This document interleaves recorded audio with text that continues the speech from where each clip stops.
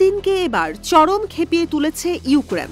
যুক্তরাষ্ট্রের দেয়া দূরপাল্লার আতাকামাস ক্ষেপণাস্ত্র দিয়ে রুশ ভূখণ্ডে হামলা করে বসেছে ইউক্রেনের সেনারা। মিসাইলটি রাশিয়ার বেলগরোদে আঘাত হানে। ৩০০ কিলোমিটার রেঞ্জের এই ৮টি মিসাইল ভূপাতিত করেছে মস্কো। সঙ্গে ছিল আরও প্রায় ১০০ আকাশযান। রুশ প্রতিরক্ষা মন্ত্রণালয় ব্যাপক চটেছে এই ঘটনার পর। মস্কো বলছে, পশ্চিমাদের অস্ত্র দিয়ে রুশ ভূখণ্ডে এই হামলা মেনে নেবে না মস্কো। দেয়া হবে কঠোর জবাব। এই হামলাকে ভয়াবহ আগ্রাসনের নামও দিয়েছে মস্কো। রুশ প্রতিরক্ষা মন্ত্রণালয় বলছে, ৮টি ব্যালিস্টিক ক্ষেপণাস্ত্র একদিনে ভূপাতিত করতে সক্ষম হয়েছে তাদের আকাশ প্রতিরক্ষা ব্যবস্থা। এই হামলার কড়া জবাবের হুঁশিয়ারি দিয়েছেন রুশ প্রেসিডেন্ট ভ্লাদিমির পুতিন। যদিও এই বিষয়ে এখনো মুখ খোলেনি কিয়েভ, ক্রেমলিনও দেয়নি আনুষ্ঠানিক বিবৃতি। গেল বছরই বিদায়ী মার্কিন প্রেসিডেন্ট জো বাইডেন এই দূরপাল্লার ক্ষেপণাস্ত্র রাশিয়ার বিরুদ্ধে ব্যবহারের অনুমতি দিয়েছিল। একে সংঘাত দীর্ঘায়িত করার পশ্চিমাদের নতুন কৌশল হিসেবেই দেখছে ক্রেমলিন। কারণ যুক্তরাষ্ট্রের বাজেট ঘাটতি, ইসরায়েল ইউক্রেন তাইওয়ানের সামরিক সহায়তা নিয়ে হোয়াইট হাউসে বিতর্ক, আর চরম ঋণের বোঝার মধ্যেও ইউক্রেনের সামরিক সহায়তা অব্যাহত আছে।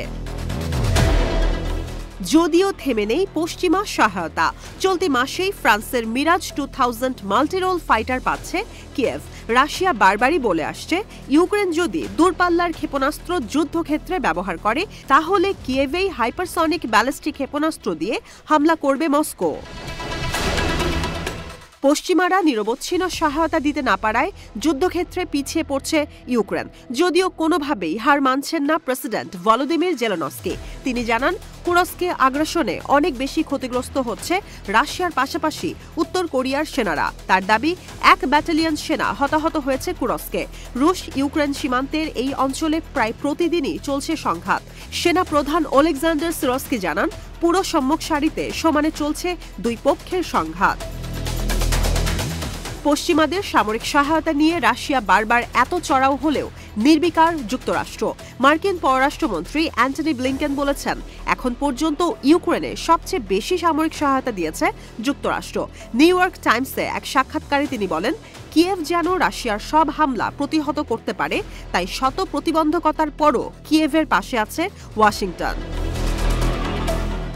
ইউক্রেনে নিরবচ্ছিন্নভাবে যুক্তরাষ্ট্র আর ন্যাটোর সামরিক সহায়তা দেওয়ার বিষয়টি কোনোভাবেই গ্রহণযোগ্য নয় রাশিয়ার কাছে। কৃষ্ণ সাগরে ন্যাটোর সামরিক মহড়াতে আরও চড়ছে মস্কো। যদিও ডোনাল্ড ট্রাম্প ক্ষমতায় আসায় অস্ত্র সহায়তা নিয়ে অনিশ্চয়তা তৈরি হয়েছে জেলেনস্কি প্রশাসনের। কারণ ট্রাম্প বরাবরই বলে আসছেন, যুদ্ধ বন্ধ করবেন। সেক্ষেত্রে অস্ত্র সহায়তা আর আগের মতো নাও পেতে পারে ইউক্রেন। আতঙ্কে প্রতিরক্ষা খাতে বাজেট বাড়াচ্ছে ইউক্রেন। 2025 সালের জন্য সামরিক খাতের জন্য নির্ধারণ করা হয়েছে $5,300 কোটি। দেশের মোট বাজেটের 62%। পাশাপাশি এক বছরে দূরপাল্লার 30,000 ড্রোন, 3,000 ক্রুজ মিসাইল আর ড্রোন গাইডেড মিসাইল তৈরির লক্ষ্য নিয়েছে কিয়েভ।